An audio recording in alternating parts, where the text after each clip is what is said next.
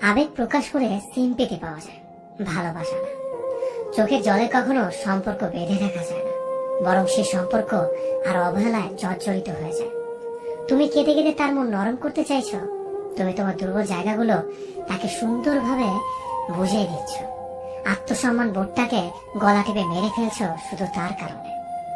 তুমি ভাবছো একদিন হয়তো সে তোমার এই বোকা বোকা অনুভূতিগুলো বুঝবে, একদিন হয়তো সে আবারও আগের মতো হয়ে যাবে। তাই তো এত অপমানের পরও তুমি তাকেই ফিরে পেতে চাইছো। তোমার এই ভালোবাসাময় ব্যাপারগুলো তার কাছে নিতান্ত সস্তা হবে। তুমি যতই না খেয়ে থাকো, যতই হাত কাটো, যতই কেটে কেটে গাল লাল করে ফেলো, তাতে তার কিছু আসে যায় না। বিলিভ মি, সে কখনোই তোমার এই অনুভূতিগুলোকে বুঝবে না, কখনোই না। চলে যাও মানুষটা বেশিরভাগ সময় ফিরে আসে।